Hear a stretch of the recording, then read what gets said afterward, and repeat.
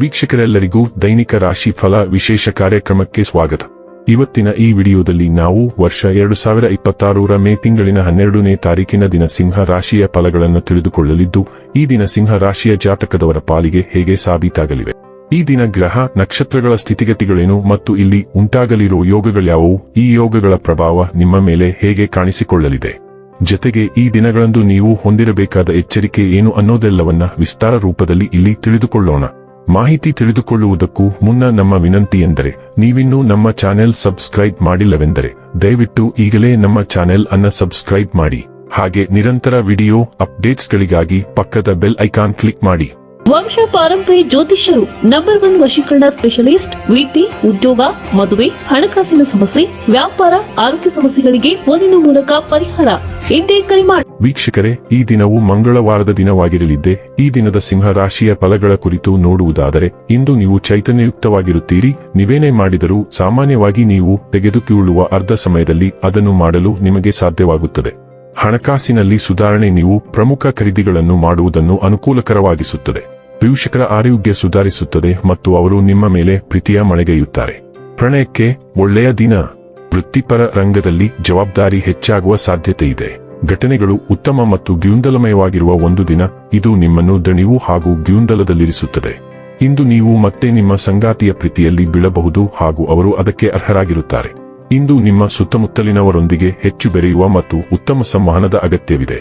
ಇತರರೊಂದಿಗೆ ಸಂವಹನ ಅಗತ್ಯವಿರುವ ಕೆಲಸದಲ್ಲಿ ತೊಡಗಿಸಿಕೊಳ್ಳುವ ಮೂಲಕ ನಿಮ್ಮ ಜೀವನ ಶೈಲಿ ಮತ್ತು ವೃತ್ತಿ ಜೀವನದಲ್ಲಿ ಪರಿವರ್ತನೆಯನ್ನು ಮಾಡಲು ನೀವು ಬಯಸುತ್ತೀರಿ. ನೀವು ಏನು ಮಾಡಲು ಹೊರಟಿದ್ದೀರೋ ಅದನ್ನು ಸಾಧಿಸಲು ಪ್ರಯತ್ನಿಸಿ. ನೀವು ಏನು ಮಾಡಲು ಬಯಸುತ್ತೀರೋ ಅದರ ಮೇಲೆ ನೀವು ತೀಕ್ಷ್ಣವಾದ ಗಮನವನ್ನು ಇಟ್ಟುಕೊಳ್ಳಬಹುದು. ನೀವು ಅತಿರೇಕಕ್ಕೆ ಹೋಗದಂತೆ ನೋಡಿಕೊಳ್ಳಿ. ಆರೋಗ್ಯ ಮತ್ತು ಸ್ವಾಸ್ಥ್ಯ ಬಗ್ಗೆ ತಿಳಿದುಕೊಳ್ಳೋಣ. ದಿನವಿಡೀ ಸಣ್ಣ ಪುಟ್ಟ ಆದರೆ ನಿರಂತರ ಆರೋಗ್ಯ ಸಮಸ್ಯೆಗಳು ಬಹಳಷ್ಟು ಒತ್ತಡವನ್ನು ಉಂಟುಮಾಡುತ್ತವೆ.